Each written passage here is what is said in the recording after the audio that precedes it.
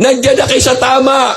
Nagtataka lang ako, yung iniwan namin, kayo ngayon ang gumagawa. Bakit nyo ginagawa ang bagay ng mga ligaw, labag sa kagustuhan ng Allah? May nagki-Christmas na mga moro. Abay, ang daming moro, Happy New Year. Ang New Year, mas malala, mas grabe sa Christmas. Abay, iniwan namin ang Valentine's, yung mga moro nagba-Valentine's.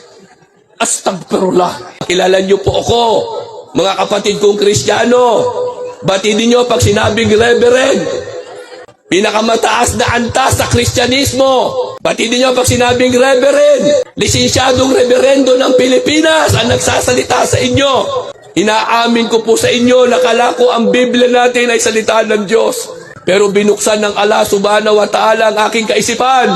At ako ay isinama niya na makita ang katotohanan. At ganun din naman kayo inaanyayahan ko sa katotohanan ito. Sa mga kapatid ko namang mga Muslim, binigyan na kayo ng regalo ng Allah subhanahu wa ta'ala. Pinalitaw kayo sa mundong ito na kayo ay nasa matuwid na landas na. Pwede po bang makiusap, mga kapatid? Unang-una, kinaiinggitan ko kayo. Kayo na mga Maranao, kayo na mga Maguindanon, kayo na mga Tausog, Iranon, Yakan. Inggit na inggit ako talaga sa inyo, tunay. Bakit? Sapagkat hindi kayo nakagawa ng kasalanang hindi mapapatawad. Ano yun? Yung kayo ay nakasamba sa mga Diyos-Diyosan. Hindi kayo nakagawa ng shirk. Hindi kayo nagtambal sa Allah. Kasalanang kailanman pag kinamatayan ng tao ay hindi mapapatawad ng Allah subhanahu wa ta'ala. Nandiyan kayo sa ganyang kalagayan, wala kayong naging pananagutan sa kabilang buhay o haharaping pananagutan. Samantalang kami mga Kristiyano, ang laki ng pananagutan namin sa kabilang buhay. Lalo na po ako, libo-libo ang dinala ko sa Naraka. Hindi pwede maging reverendo ang isang Kristiyano na hindi nakapag-akit ng libu-libong tao sa maling paniniwala.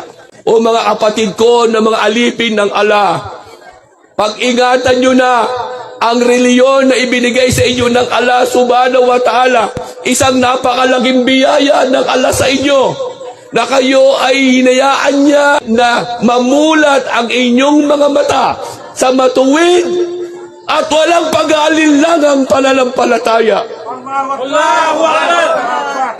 Nandiyan na kayo. Patatagin nyo na lang. Wag na kayong bumitaw. Normal na pamumuhay sa Islam. May tawanan, may biruan, meron lang limitasyon. Ano yung limitasyon yaon? Huwag ka lang lalagpas doon sa mga sinabi ng Allah sa banal na Quran at interpretasyon na sinabi ng suko. Napakagaang ng ating reliyon. Lalo na kayo na pinili ng Allah mula sa pagkabata, kayo'y isinilang na mananampalataya na sa Islam. Tahakin nyo na ito ng matuwid. Tahakin nyo na. Ang masakit madalas nasasaktan ang puso ko. Alam nyo kung bakit? Marami sa atin, marami nagsasabing sila'y born Muslim. Nandiyan na kayo sa tama. Nagtataka lang ako. At sana itanong nyo rin sa sarili nyo, yung mga bagay na ginagawa namin nung kami mga Kristiyano, at kami pumasok sa Islam, iniwan namin. Ang masakit, yung iniwan namin, kayo ngayon ang gumagawa. Alamin, nakasasakit nakasasakit sa digdig. Bakit? Ang Allah ang nagsabi.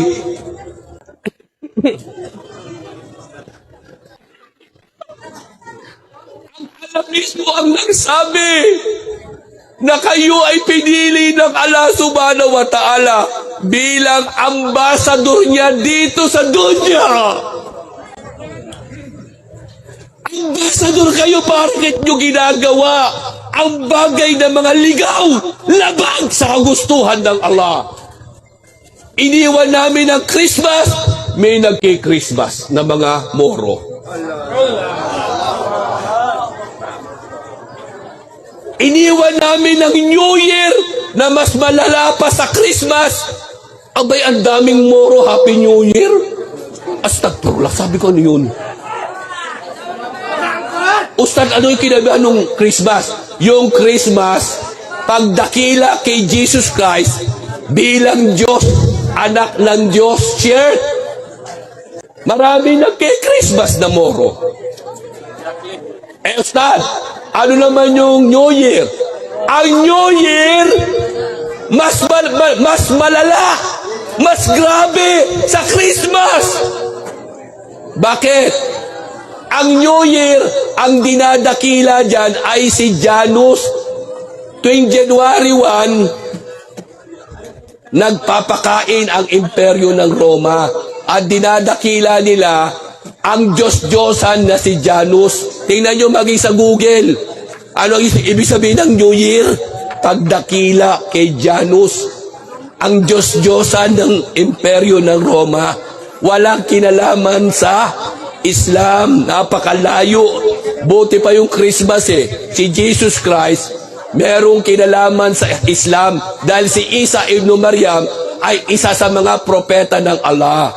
O at least yung Christmas, bagamat share, merong relasyon sa atin. Pero yung New Year, walang kinalaman sa atin. Sobrang shirk. Sagad sa shirk. Grabe, iniwan naming mga Kristiyano yan Dahil alam namin yan pagsamba sa Diyos-Diyosan. Tapos ang mga moro ng New Year. Ay, Rabbil Alamin. Kinikilabutan ako. Bismillah.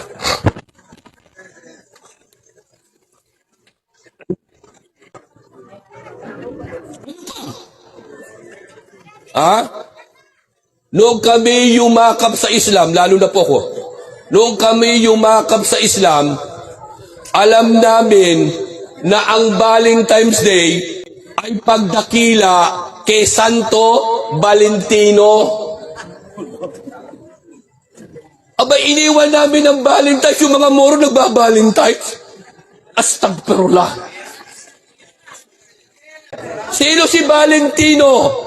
Siya po ay isang pare na doktor. Doktor po siya ng medicine. Pinapatay siya ni Emperor Galatius dahil ayaw niya ng Kristiyano. So dahil bilang pagdakila, pinapatay siya araw ng February 14. At bilang pagdakila ng simbahang Katoliko kay Santo Valentino, ay idineklara na siya ay santo ng February 14 din. Yan po yung Valentine's Day. Alam niyo yan, maging sa Google. Pero bakit ang mga moro? Pagbukas ko ng cellphone, February 13 pa lang, ang daming moro. Happy Valentine's Day. May mga puso pa. Subhanallah. O mga alipin ng Allah, nang yakapin ko ang Islam, mas minahal ko ang aking mga kapatid na Muslim kaysa sa sarili ko. Ayoko pasakitan kayo, sapagkat kayo ang taong aking hinahangaan dahil kayo ay walang utang sa Allah subhanahu wa ta'ala. Wala kayong nagawa na shirk. Hindi kayo nagdala ng tao sa maling paniniwala. Samantalang ako, madakal, napakarami kong iniligaw. O mga alipin ng Allah, tunay, batid ng Allah kung bubuksan nyo ang aking puso. Isa lang ang laman nito. Ano yun? Kung ako'y muling ibabalik ng Allah dito sa lupa, hihilingin ko na ako ay ibalik niya bilang isang Maguindanon. Ako ay iliwal ng isang babaeng Maguindanon. Ay bakit, Ustad? Dahil naiinggit ako sa Maguindanon. Bakit? Sapagkat grabe, lahi yata nila ang husay sa pagdalit, sa pagbigkas ng mga ayat ng Quran. Kinikilabutan ako pag bumibigkas ng Quran ang mga Maguindano. Kaya sabi ko, Ya Allah, kung papaintulutan mo kung ibalik dito sa dunya, paintulutan mo kung iluwal ng isang babaeng Maguindanon. At sana yung nanay ko na yon, pang-apat sa asawa ng aking ama. Para kompleto lalo ang ayat ng Quran. Ya Rabbil Alamin, mga kapatid, ayoko na pong pakabain ang aking sasabihin. Umaasa po ako na kapag iwan po ako ng kaunting mensahe sa inyo, huwag niyong kalimutan, gusto ko kayong hindi dito makita muli sa dunya. Gusto ko kayo makitang muli sa paraiso na tayo'y magkakapitbahay. Walhamdulillahi Rabbil Alamin.